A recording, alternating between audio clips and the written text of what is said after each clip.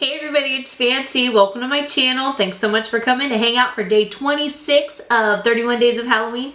That's where I come to you every single day during the month of October with some Halloween related content. Today I am all spookied up and Tim Burtoned out because we are talking about the music from Nightmare Before Christmas. I just dearly love this movie. I've seen it a lot of times. My mom took my sister and I when it came out. I've watched it probably yearly since, maybe not every single year, but you know what I mean. And so I just thought, you know, we could kind of round out our discussion of Halloween films, or the ones that I'm willing to watch, with kind of a ranking of the songs from the movie. So if that's something that you're into, then keep on watching. Alright, so this movie it's a musical, so it's got tons and tons of songs. There's score bits, but there's also like songs. I'm going to be discussing just like the songs from the movie, not so much the score, the reprisals, that sort of thing. So there's 11 songs that aren't like just score bits, they're like characters singing or multiple characters singing, whatever. So I'm just going to go through and kind of like rank each one. I have a bit of a confession to make. I did not realize that Catherine O'Hara played Sally. She's from like so many movies from like my childhood. This one obviously that I had no idea, but also Beetlejuice, iconic, playing Delia Deetz. And also Home Alone. She was the mom in Home Alone.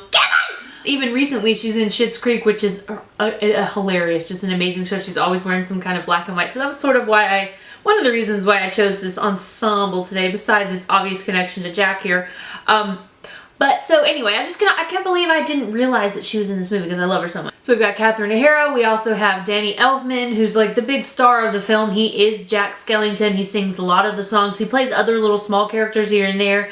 I feel like he was heavily involved with the score, if not totally wrote it. I didn't do any research, guys. I just love this movie and just like I love watching it. This is just me. This is just my opinions also. So keep that in mind. If you feel like a song is better than I think, let me know down below, but like, you know, let's not fight about it. It's not that serious. Alright, so let's get into the songs. The number 11, I don't want to say the worst song of the movie, but the song that's like least memorable is Poor Jack. It's kind of like the last new song of the movie. Well, not the last one, but it's towards the end of the movie. It's after he's realized he's really messed up with this whole stealing Christmas thing. Like, it just didn't work out. It's just kind of blah. It's not very memorable. It does have like a little bit of a strong push at the end, but it's just not that exciting. That's pretty much why I like place it at the bottom of the list. It's not like it's like awful, but it's just like, you know, I feel like that's going to be the case with a lot of the songs towards the bottom of the list. It's not that I don't like them or enjoy them. It's just that they're not like, woo, like a lot of the top songs. We're going to move on to now number 10. Number 10 is Making Christmas. Now, this I would say is a little bit more memorable. It's one of those things people kind of quote when they think about this movie. Making Christmas, making Christmas. You know, it's one of the things that I always think of, but it's just, there's not a lot to it. It's more like a transitional song. It's like, you know, leading between scenes. So again, it's just like, it's not that thrilling, but it's a cutesy little number. It's a fun little townspeople number, and I like it. So for number 9, I have another sort of transitional song. It's the town meeting song. This is sort of towards the beginning of the movie. This is after Jack has gone to Christmas Town and he's come back and he's like, I want to do Christmas. The purpose of the movie is that like Jack is like over being the king of Halloween, kind of like he wants a little change in his life. He wants something different. His idea here is to come and convince the townspeople that we need to hold a Christmas celebration. But they don't get it. Obviously, they just don't get it. The whole thing with like the present, I love that part. That's the point of the thing, not to know, you know. I like this song a lot because there's all this like the townspeople are just so confused. They don't get it. They're like, what? There's nothing scary here. What is the point of this? You know, because their whole life is wrapped around Halloween, which is awesome. Another thing that we get here is where Jack kind of goes off the rails and he's lying to his citizens of his town. Like, he's like the king of Halloween Town. He's supposed to take care of his people. He's not supposed to be dishonest. At least, you know, that's what we would hope. So the whole thing of the end, well, I'm gonna lie to them because it's better for them. I don't like so much, but otherwise there wouldn't be a conflict if Jack wasn't messing up, obviously. So I get why they have it in there, but it's like, yeah, Jack, don't do that. Okay, so now we're getting more into like the meat of the sandwich, as I say. So really quickly, number 8, Sally's song. It's just a little dull.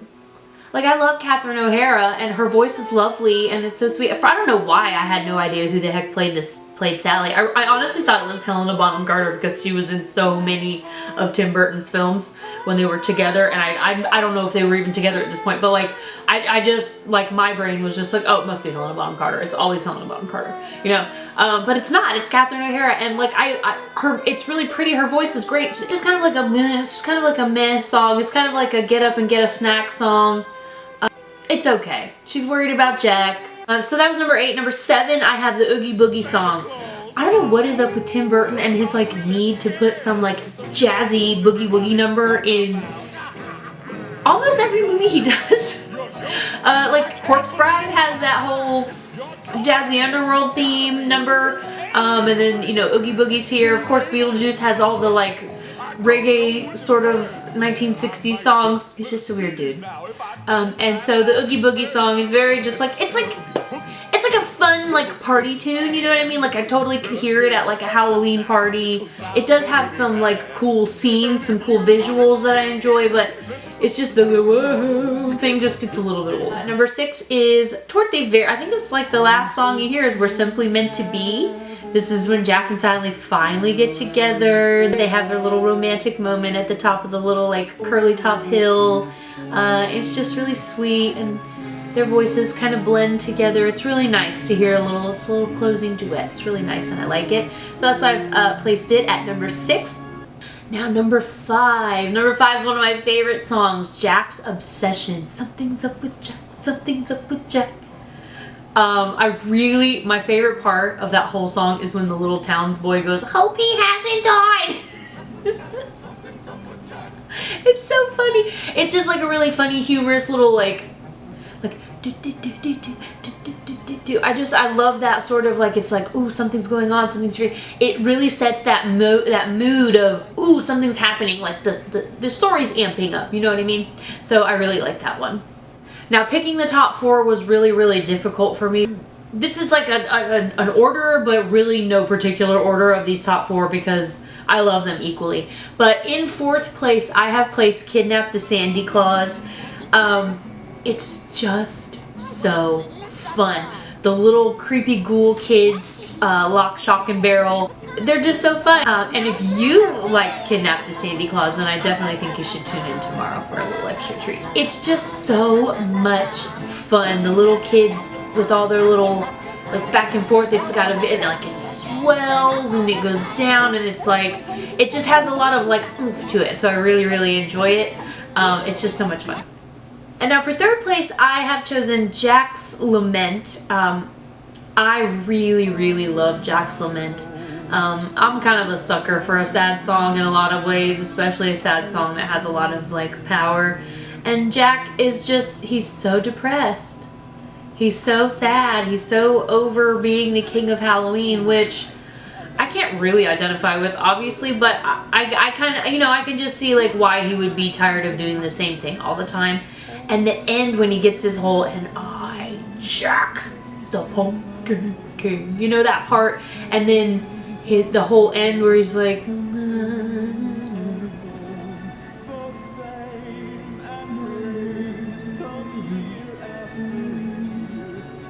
it's just so good, and it just builds and builds and builds, and it's really powerful, and it gives me chills when he sings it. It really does. So that's why I placed that one at number 3. Now, like I told you guys, the placement of the top 4, especially the top 2, was so hard. And for the number 2 spot, I have placed What's This? Where Jack goes to Christmas Town and he's just amazed at everything that he can see. The snow, the lights, the trees, the presents, the candy, the little kids sleeping in their bed and nobody bothering them.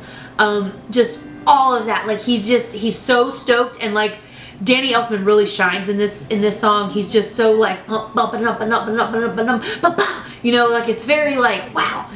It kind of takes me back to like high school band orchestra. Like, it just makes me think of like our conductors and the way that they would like get going, you know what I mean? You just feel that like drive. It's just like, it's a true Christmas song. It really is, even though it's in sort of a Halloweeny movie. And it's just like the perfect blend, because you have Jack and his like gothy skeletal thing, but doing all this like, he's just so amazed at all the Christmas stuff. So, oh, I love it. I love it so much. And then of course, so for the top spot, we have the theme song from the movie, This Is Halloween. I mean, it's just so good. Just everything. You have the townsfolk introducing everything going on in the film.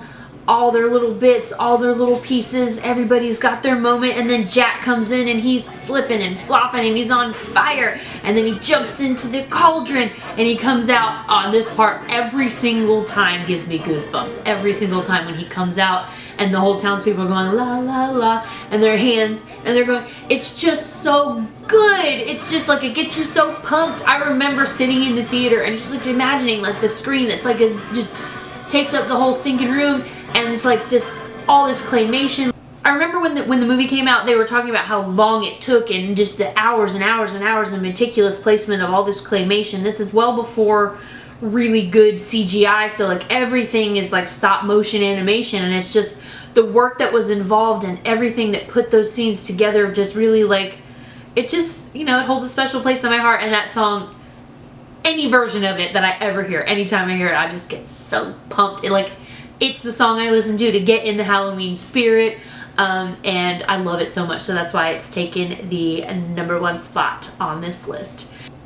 So that's going to be it for today, guys. I want to thank you so much for coming and hanging with me for day 26 of 31 Days of Halloween, and I will see you tomorrow for day 27. Thank you so much for coming. Like, subscribe, comment, all that stuff. I'll see you tomorrow. Bye, guys.